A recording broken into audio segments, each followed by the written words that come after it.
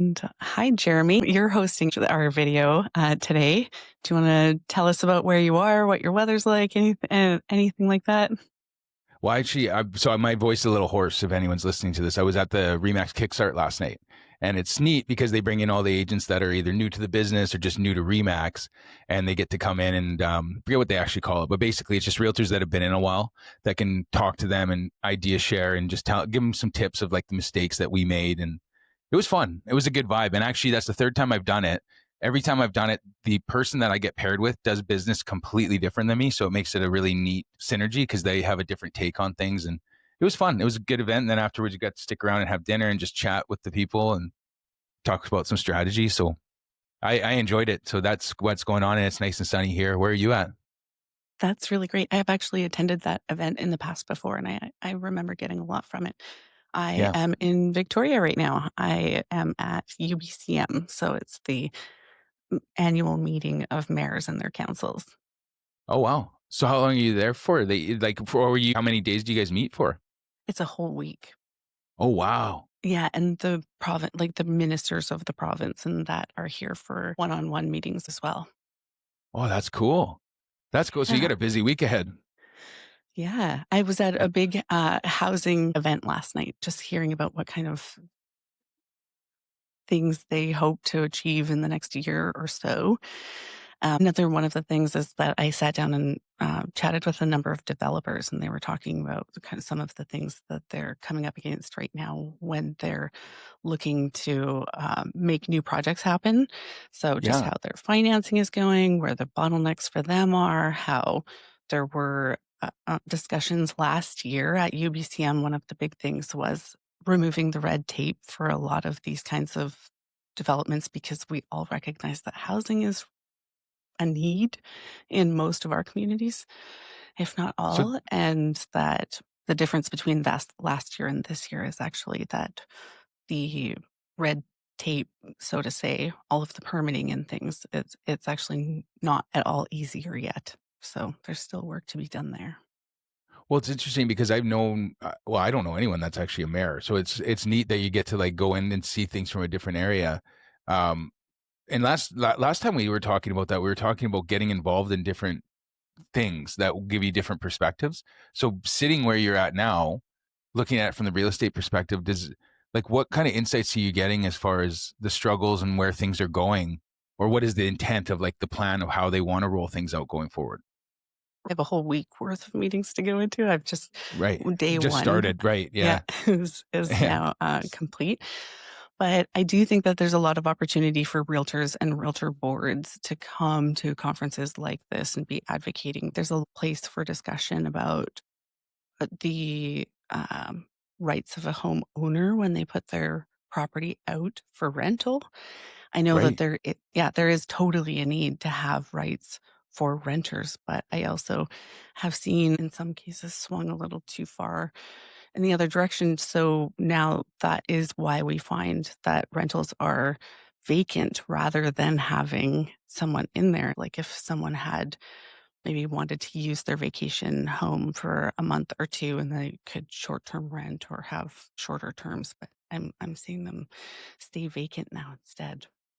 Yeah, that's the same thing with in our area too. They're afraid to enter into tenancy agreements. They're afraid to have someone go into the house and them not have any rights or so I can see where that's starting to slow things down. And I know in our market, and I don't think this is directly related to that. I think it has to do with just the market and the interest rates, but we've had a lot of our investors pulled out of the market. They're not buying up some of these properties like they were before. And it's causing an adjustment where they were buying it strictly on a cap rate. How much rent could I get? What was my payment? How much cash flow could I get? And now that they removed apartments in our area, just kind of shut off. And now it's kind of interesting because last month we actually saw that apartment sales went up by 48%, but the price dropped by 6%. So there's a ton of them happening, but they're happening at a lower price because people are actually buying it to live in and use for personal. So there's an interesting dynamic that's happening on the investment side. And I'm curious, you're saying about the developers. So the red tape, I've heard this numerous times, but you're kind of echoing the same thing that a lot of the project costs become unviable because of the amount of time it takes to actually get these through before they can actually get a shovel in the ground. Is that what they're saying? One of the direct examples that I was hearing from someone last night was also that your loans and things that you've applied for start day one before you're even putting a shovel in the ground, and you're carrying all those costs while you're waiting for 4 years for your building permits to finally Right. be in the complete enough stages. The whole thing has a lot of carrying costs that is one of the topics that was meant to be addressed in the last year or two, but we haven't really seen improvement over this last year, was the Right. observation I'd take away from last night. Interesting. Well, that's really Yeah, cool. That's cool that it's. I think it's just neat that you get to sit on there. I'm getting interested what comes of it. Are you allowed to talk about these things? Like next week when we do our next podcast, can you talk about some of the stuff? absolutely. Yeah, that's Yeah, awesome. Okay, yeah. that's what I want to jump into. I will gladly. And then for some of our conversation for today, I was wanting to get a little bit into work-life balance, which is something that kind of moves a little bit out of real estate, but is totally applicable because I feel like there's a tendency sometimes for agents or anyone who works in, a commission type or maybe sales type industry, you feel the need to be always on. Yeah.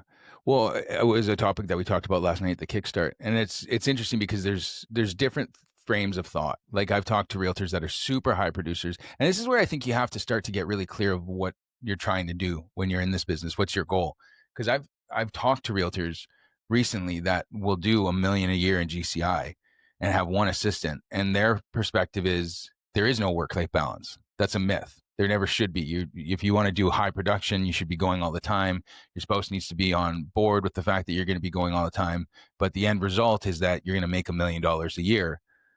I've also met people that make $200,000 a year and have these massive holdings because they just invest well. They pick up a property once a year for themselves, and they're really good investors, and they have a really good idea of where their businesses come from. A lot of these realtors will work mostly by referral or through their network. Before you can really figure out work-life balance, I think you have to focus on what you're trying to achieve first. What is the end result goal, and how are you going to go about it? And what's interesting about this industry is that the ones that are doing $1 million a year in GCI are the ones that are highest praised. But it's like, are they absolutely maxed out in every capacity? There are people that have mastered it, that they're making huge money. They've got their fitness in place. They've got their spiritual together. They've got their family together. They've got hobbies, and they've just really put it together. But I think they were systematic about what they wanted to create. And a lot of the ones that I know that have figured out the piece of the puzzle, they again started with the end in mind, and they weren't afraid to reinvest in structures and in people and surrounding themselves so that they could do that kind of production, but still keep everything in balance. If you're not taking care of yourself, if your family's not seeing you, that these are just kind of questions that I think all of us have to answer before we jump too far into what work-life balance looks like. It's not a Right. one size fits all, I guess, is what my perspective is on it. That's a really fair thing to say. I think all of us, when we think of what our ideal life and day would look like, it would be very different for each of us. But I think one of the things that you said there that, rings through and comes through as a common theme, even from when I was in post secondary the very first time. And, it's almost like your life strategic planning a little bit, because if you don't know what your goal is, you don't know if you're achieving it. And then I also think that's where sometimes folks can get into a little bit of a feeling like you're floundering. You're always up to something, but never quite accomplishing. I just take a certain percentage of every check that I make and I put it aside into that goal.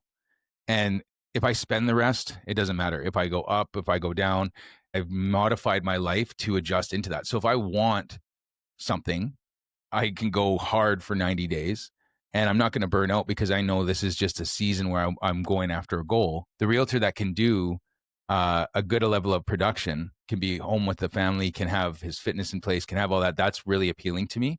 I need to know where I'm going. And I also found, like with my wife, we needed a plan of what do we want to do. So our goal is to buy one rental every single month. The first thing I do when I get my check is I put it away. We don't work a 9 to 5. And in my market, especially spring and fall, you're going to go hard. Winter and summer, it's going to be slower, but you still have to be prospecting and setting up the deals for the spring and the fall. But I've gotten to a point now where I know I can do all that. I do it first thing in the morning. And then if it's a summer day and I want to take off and be gone for the rest of the afternoon, I'm okay with that. I can be gone at noon. Um, So I know there was a lot of pieces there, but this is how I've come after 16 years in this business to figure it out, that there's not a direct balance, but there is ways that you can structure yourself by knowing what the end result is to feel non-guilty when you're going to take some time with the family, when you're going to turn off the phone, when you're going to be away from it. And for me, it never came from doing a million in GCI. Yeah, feeling not guilty about it. I think that is one of the pieces because I have got to a point before where I was sitting there snuggling in with my kids feeling like, oh, the task list of things that I need to do, but to really shut off all the other thoughts of the day. Sometimes I would even time block in, dinner and movie with the kids or something. Like I would set them into my calendar. This is my time with them. I Yeah. uh, I had a follow-up question for you. So when you're thinking about goals and goal setting, are you thinking of a goal? How far in the future are you looking? It depends. I always have 90-day goals. I have 1 year goals broken into quarters. I figure it out. 60 to 70% of my transactions need to be done in one of those two busy seasons. But I need to know quarterly. Say I want to do 50 deals a year, which is my goal this year, and I want to work less than 20 hours a week. So I need to be really focused on what the 20 hours a week are. But let's say that I want to do 50 transactions, but I know that 35 of them are going to happen in April, May, and June, and the other are going to happen in September, October, November. I still have the minimum goals in between and I need to get 7 or whatever the number is between January, February, and March. And I just break it down to if I need 7 transactions, I need 10 people that I'm 99% sure are going to transact. If you only have 4, you're behind. So it's a simple way of figuring out my goals based on quarters, but I do have the 1 year. And then the 5 year has to do with the bigger purchases, the investment properties, how we're going to set ourselves up, how much we want to be putting aside for retirement, how much, all that kind of stuff. That's how I kind of organize my life. What about you? How do you do it? What I also want to ask this of you too, but I am Yeah. finding more and more recently that when I'm planning for things, I have to do pen to paper a little bit more than I realized in the past. I Like, am moving more into a lot of, I love my Google Calendar, and there are electronic things that I definitely take use of, but there is something about really drawing it out that helps me get clearer on what it is that I want the end goal to end up being. I carry around a notebook and I pen to paper a lot of things when I'm goal planning and strategic planning. Another thing that I'm going to be curious about too is when you can identify that maybe one of your goals was too lofty or maybe you undershot yourself and you want to adjust and push yourself a little farther. What have times like that looked like in your planning? for me, I have to know what my minimum is and then what my goal is. And so I'm never going to hit less than the minimum because it's unacceptable to hit less than that. But then the maximum is always kind of a stretch. I do 50 transactions this year. Yeah. Will I do it in 20 hours a week? Might be 30. But I'm always working to get it down to 20. So that to me isn't a miss because if I can do 50 transactions at 30 hours a week, that's still a pretty good win. But 20 is kind of the optimal that you're working towards. I do about 88% of my business's listings. So it sounds crazy to say you're going to do 50 transactions in 20 hours a week, but not when you're specific. So that's a lofty goal, but even if I'm a little short, I'm okay. I went through this in January, February, and March where I wasn't hitting my minimum. And that's when you're back out knocking on doors, you're canvassing areas, you're doing some of the late nights. You have to start getting out there and making the business happen because it's not quite kind of flowing, but you just have to be willing to make those adjustments sometimes. So it's not always going to look like balance. But Amy was so with me on the goals. It wasn't like, oh, you're working all the time. Then by May, June, we're caught back up. We're way over what our minimum needed to be. Now we can kind of get back into figuring out the flow. That's how I've kind Right. of Yeah, and structured that that kind in. of brings And I us think, like in a nice like rounded loop back to the beginning where you were talking about how when you have your systems in place, I can see that. well, one thing I can tell you for sure, and I've seen it with me and I've seen it with a lot of people, I think the minimum goal is just as important as the lofty goal. Unless it gets to a point where there's just no liquidity, there's no sales, people are transacting. You can do the research, you can figure out where they're transacting, and you can sharpen your skills to be able to go and find business. And I was talking to one of the agents last night about this of like, well, what do you do when you don't have any business? And it's like, well, then you go find the business. The nice thing about our industry is that people will put their hand up that are looking to do transactions as long as you're willing to be out there. And then it comes down to how good's your skill set for actually converting that. So if you're going to go to an open house and you're strategic about where you pick the open house and how you pick the open house, if you're going to research that, but also research the top 5 comparable properties so that when people talk to you, you know where you're going to bring them to next. And your focus is to connect with people, figure out where they're at with the open house, and then just try to get them out to one more showing. Your chances of working with them just went up 40%. If you can get them out to 2 more showings, it went up to 80%. And I think we make it more difficult than it has to be. I mean, that's it. The people that are taking the time to at least come through the open house, a percentage of them are serious about buying. They're putting their hand up and saying, I want to buy. And you can put yourself directly in front of them. People that are selling privately want to sell. They're showing you, they're broadcasting the world, I want to sell. They may need some help. People that were on the market and expired right before summer were going to fall. They need to sell. They put their hand up and it didn't get done, and now they need some help. So there's all these areas that if you look, you can find it. And I always kind of go back to that as, well, who's putting up their hand that needs to sell right now, and how can I help them do that? Right. Well, and I think one of the other really big pieces too is that your systems flag for you when you're not on track. And I think that's one of the things that over time helping folks look over what their business model looked like. I think not being able to identify exactly where you are at in your financial business year. You can't know if you're succeeding or not, or if you need to pull up your socks. Right. Yeah. I say this with a little bit of caution. I was doing it daily for a while. Checking in on the finances. You should have one operating account and you should have one business Visa or MasterCard or whatever. One business credit card, one business operating account, whether you're a PREC or not, a personal real estate corporation. For me, how I've got it set up is I read a book called Profit First, which I loved. Every time I get paid, I move money to the tax account. I move money over to I move everything over where they need to go.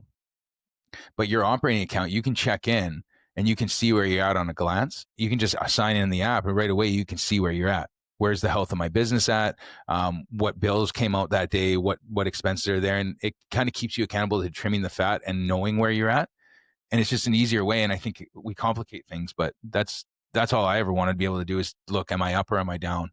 And that motivates me. But with our business, you can do it daily. It's a good idea to do it daily. But for me, I like to do it weekly. I can kind of go back and I focus on other things. And that has more to do with my emotional attachment to money. Right, and So have it occupy your mind all the time. And yeah, one of the things that I am observing is that you do really live by keeping it simple. You've definitely, a lot of your solutions end up coming back around to one that isn't overly complicated. it's the only way I can operate. I need it as simple. If there's a way to do it one step less, I want to do it one step less. My dad Yeah. actually had the saying that because he used to run a logging business. And he said, if you want to find the fastest way to do something, find the laziest person on your crew and watch how they do it, because they will find the most amount of steps to take out. And I was like, that's amazing. So that's how I literally look at everything is like, is this step necessary? How do you take out any redundancy and just make it simple? So for me, I don't, even the step of having to go into an app and look at who my buyers are, I can do it, but I sure prefer to just look at my whiteboard.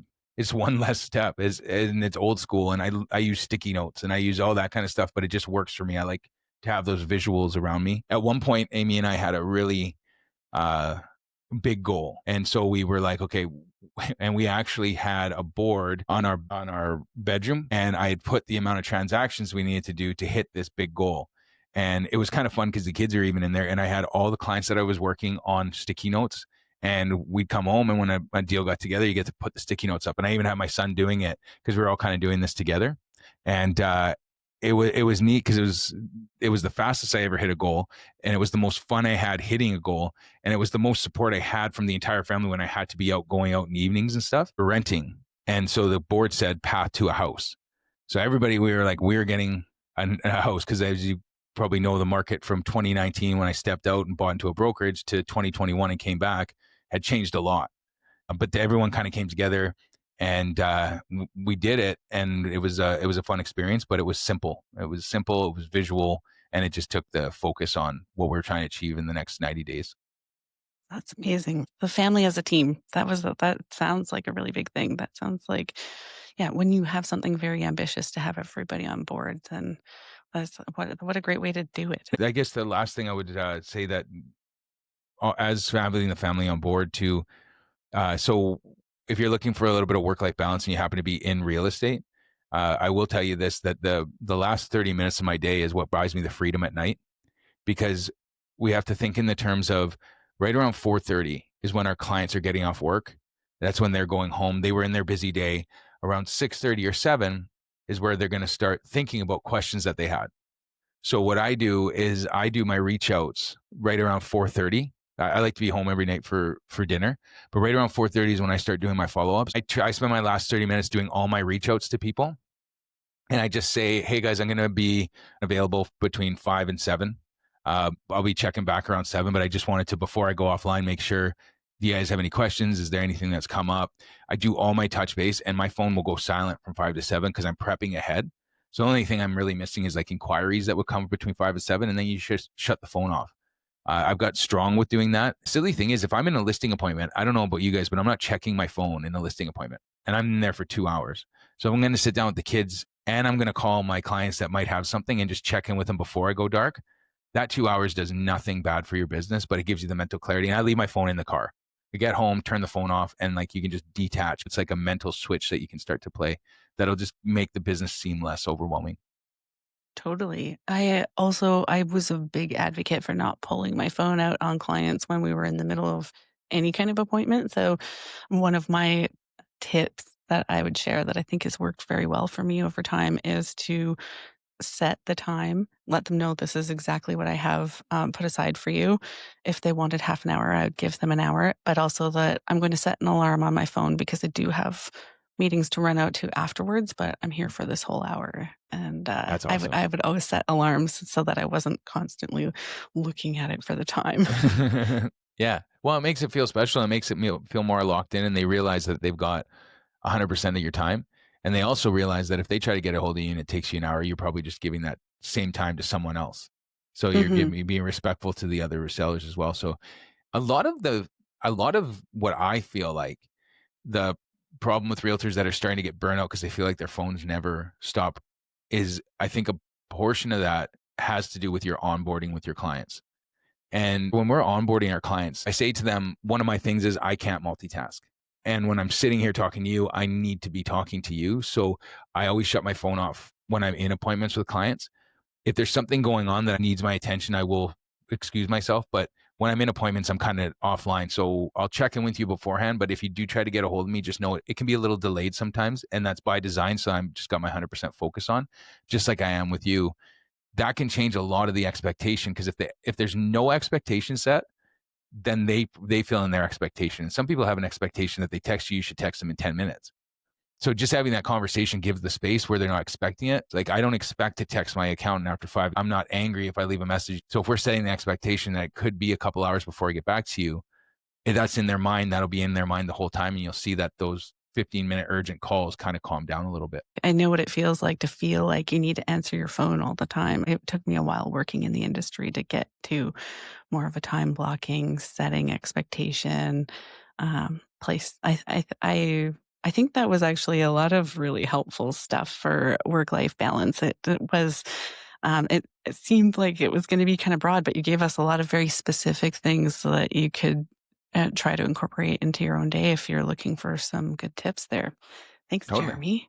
Yeah, And absolutely. then just to wrap everything up, one of the things, I mean, we don't have to do it every single time, but I have one specifically that I want to give a shout out to. If there's anything that has been going really great, a nice park, something in Kamloops, something, I'll share mine with you first before you think of yours, but I'm going to say I was super impressed with sending printing to Staples recently. I found that to be such a useful thing. I just was in transit and I needed a bunch of things printed off, and they have this 24-hour service, but it was done even faster than that. It was great. I was super impressed. That's awesome. Yeah, and they turned out good because I was taking those flyers down when I was at the event last night. Yeah, And good. Yeah. yeah, they turned out really good. I think Excellent. because it's fresh in my mind, my shout out would be to Remax Canada and the regional directors. They were awesome last night. They really, there's a lot of new faces in there, which is really neat. I guess it's starting to, people are getting attracted back into the brand. But it was just a good culture. It was fun. It was upbeat. And the just the whole way that they're onboarding the clients, how they're bringing new things to the table. I thought it was really cool. So I'll do my shout out to Remax and the Kickstart. And if you're new at the brokerage, and aware for Remax and you haven't gone, you should register for one. I think the next one's coming up in January. I'm going to actually go sit through it because my wife just got licensed. So I'm going to actually go sit through as an attendee, and they do it down at Manteo Resort in Kelowna. They pay for your hotel. You get to go spend some time. You get to network, and they roll out all the cool things that are happening and give you all kinds of insights with AI. And it was neat. So January's coming up. Shout outs to Remax. That's a good one. I've been to that event. I back up your shout out. Right on. Okay, well, thanks for joining me virtually, and I hope you have a great rest of your week. Yeah, you too. Thank you. Bye.